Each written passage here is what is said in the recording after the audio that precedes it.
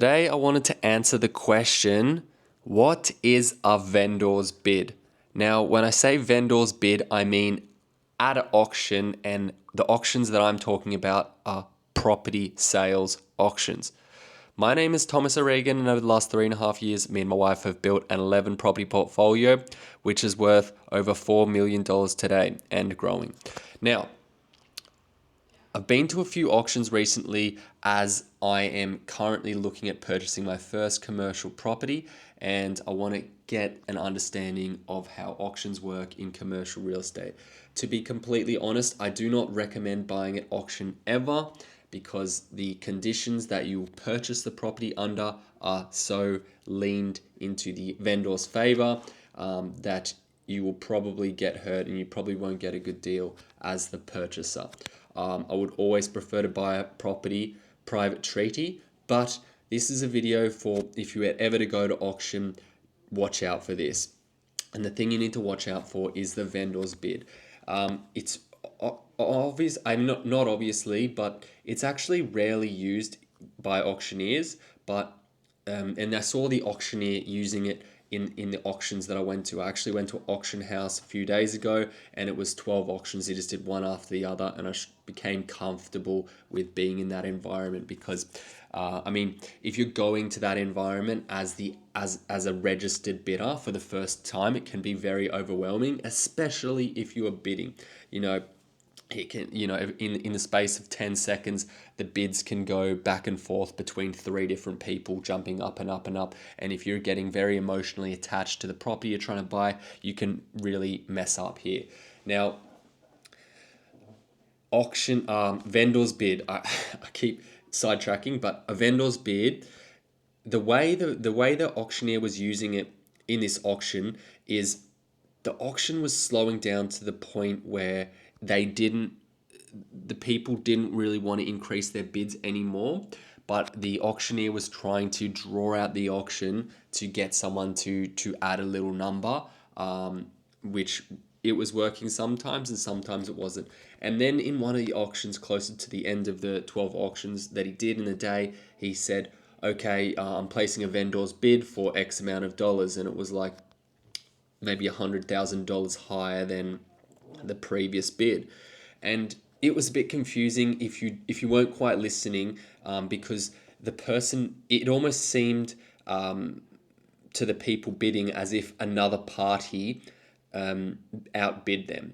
But if you're paying attention, you would just notice that to bid higher than the vendor's bid is you're essentially bidding against yourself, right? So if you say, hey, yeah, I'll buy this property for $1 million, and then it goes auction, and then someone else bids $110 million. What am I saying?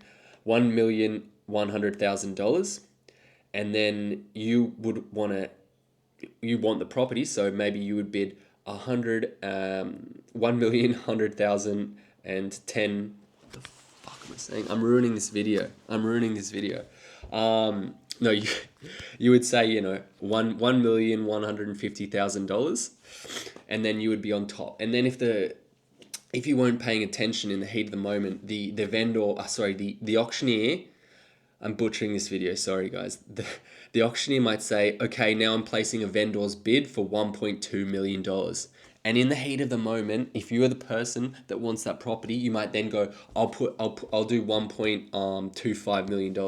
But the reality is, you didn't need to go, if you were at $1.15 million and then they placed a vendor's bid of $1.2 million, you didn't need to go past $1.15 million. I'm getting really confused here. $1.15 million, because the $1.2 million is a fake bid by the vendor. They're not going to purchase their own property. But if you get confused, and you really want the property, then you'll just blindly, and maybe your budget is $1.5 million, but you don't need to pay $1.5 million when you're the last person that bid at $1.15 million.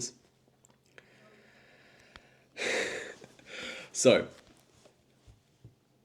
the auctioneer was using it in points when the auction was starting to slow down, but probably the most lethal place it could be used is when the auction is really starting to heat up, because you start to get, if you're involved in the auction bidding, you start to get confused, especially if you don't put yourself in that environment often, and especially if you don't know what a vendor's bid is. A vendor's bid is just a bid by the person that owns the property to spur on purchasers to bid higher. But the reality is, like, the vendors, if you're the highest bid and then the vendor bids, they're not going to buy the property, they're trying to sell it. So if the property passes in after the vendor's bid, all that's going to happen is you'll be privately negotiating with the vendor on a price that's suitable for you both at terms that are suitable for you, which is better. You'd be back into a private treaty sort of situation. And don't quote me on that, because there might be rules in wherever you live, whatever state you live in, whatever country you live on how long after the auction is passed in that auction terms no longer apply. Like potentially, if an auction passes in and you later negotiate on a price, you may be still purchasing the property under auction terms. You need to check with that, because auction terms have strict criteria. Generally you can't add clauses or conditions or terms outside of what are within the auction terms. So hopefully that helped.